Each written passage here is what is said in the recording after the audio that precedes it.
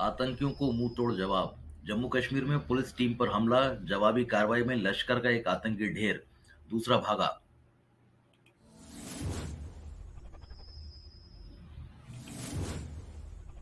श्रीनगर के नाटीपुरा इलाके में आतंकियों ने शुक्रवार रात पुलिस टीम पर हमला कर दिया। जवाबी कार्रवाई में लश्कर का एक आतंकी मारा गया, उसका साथी भागने में कामयाब रहा। एक पुलिस अधिकारी ने बताया कि मारे गए आतंकी से हथियार और गोला बारूद बरामद किया गया है।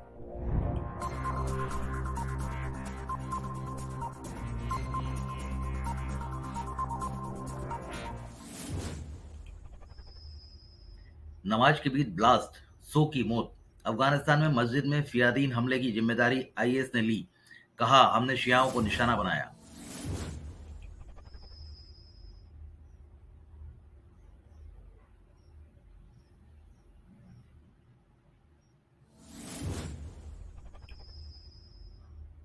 अफगानिस्तान में तालिबान की सरकार बनने के बाद ये देश में सबसे बड़ा हमला है।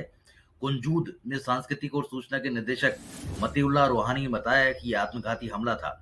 वहीं तालिबान के प्रवक्ता जबीउल्लाह मुजाहिद ने कहा कि कुंजूद में मस्जिद में विस्फोट होने से कई लोग मारे गए। हालांकि मरने वालों की संख्या की पुष्टि अभी नहीं हुई है।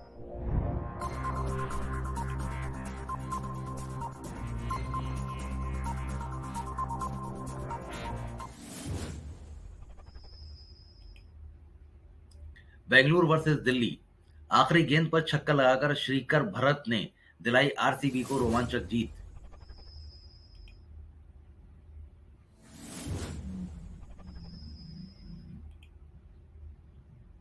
आईपीएल 2021 में शुक्रवार को लीग का आखिरी मुकाबला रॉयल चैलेंज बेंगलुरु और दिल्ली कैपिटल्स के बीच खेला गया, जहां आरसीबी ने बेहद रोमांचक मुकाबले में दिल्ली को आखिरी गेंद पर 7 विकेट से हरा दिया। मैच की अंतिम गेंद पर आरसीबी को 5 रनों की जरूरत थी और श्रीकर भरत ने छक्का लगाकर टीम को लाजवाब जीत दिलाई।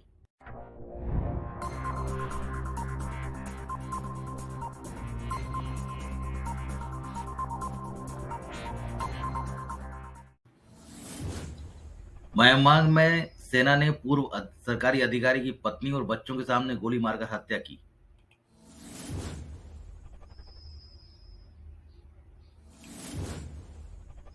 म्यांमार में सेना ने शुक्रवार को एक पूर्व सरकारी अधिकारी की उसके बच्चों और पत्नी के सामने गोली मारकर हत्या कर दी।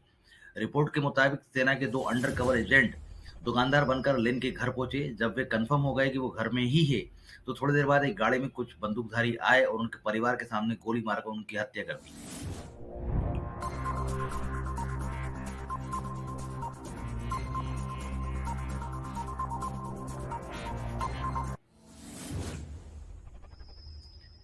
68 साल बाद टाटा की हुई एयर इंडिया। रतन टाटा ने कहा, वेलकम बैक। 18,000 करोड़ रुपए में फाइनल हुई डील।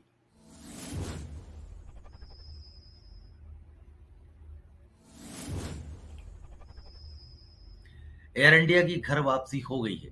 उसे टाटा ग्रुप 18,000 करोड़ रुपए में खरीद रहा है। इसका ऐलान फाइनेंस मिनिस्ट्री के department of investment and public asset management ने किया।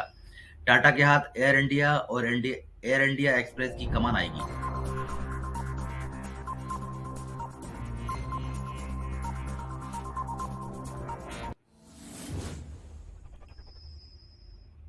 आर्यन को 3 बार अदालत में पेश होना पड़ा।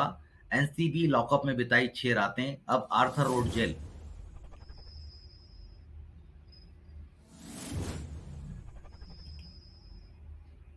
आर्यन खान को शुक्रवार दोपहर मुंबई की सबसे बड़ी जेल यानी आर्थर रोड जेल में भेज दिया गया। 2 अक्टूबर यानी शनिवार की शाम को एक क्रूज से हिरासत में लिए गए आर्यन को रविवार को अरेस्ट किया गया था।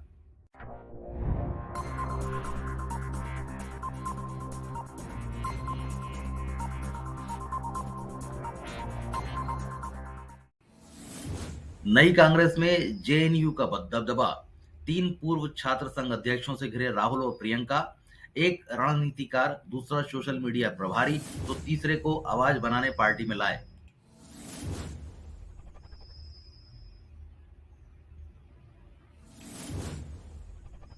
हाल के दिनों में कांग्रेस में जेएनयू के पूर्व छात्र संघ अध्यक्षों का दबदबा बढ़ा है। अभी टॉप पोजीशन पे जेएनयू से निकले लोग हैं। ये लोग राहुल गांधी और प्रियंका गांधी के बेहद करीबी हैं और उनकी रणनीति बनाने में अहम भूमिका निभाते हैं। इसको लेकर पार्टी के पुराने और काबिल नेताओं में नाराजगी भी है उनका आरोप है कि पार्टी में उनकी सुनी नहीं जा रही, उनकी अनदेखी की जा रही है।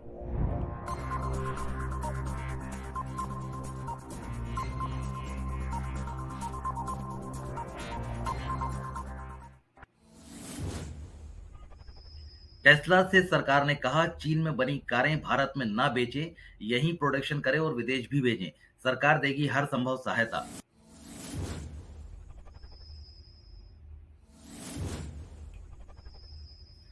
सरकार भारत में इलेक्ट्रिक कार बनाने के लिए टेस्ला से कई बार कह चुकी है। इसके लिए कंपनी को हर संभव सरकारी मदद देने का भरोसा भी दिया गया है। ये बात केंद्रीय मंत्री नितिन गडकरी ने शुक्रवार को इंडिया टुडे कॉन्क्लेव 2021 में कही। इस मौके पे गडकरी ने यह भी कहा कि टाटा की इलेक्ट्रिक गाड़ियां टेस्ला की गाड़ियों से कम नहीं है।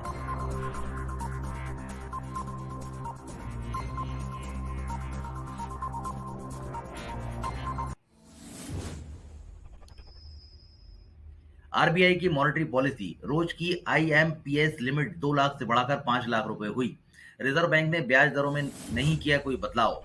रेपो रेट 4% पर बरकरार।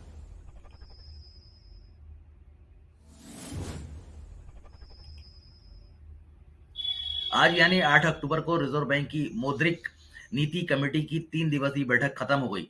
आरबीआई ने रेपो रेट 4% पर और रिजर्व रेपो रेट 3.35% पर बरकरार रखा है। ये लगातार 8वीं बार है जब दरों को जस का तस रखा गया है। इससे पहले मई 2020 में रेपो रेट को घटाया गया था। इसके अलावा आरबीआई ने immediate payment service limit 2 lakh से बढ़ाकर 5 लाख रुपए कर दी।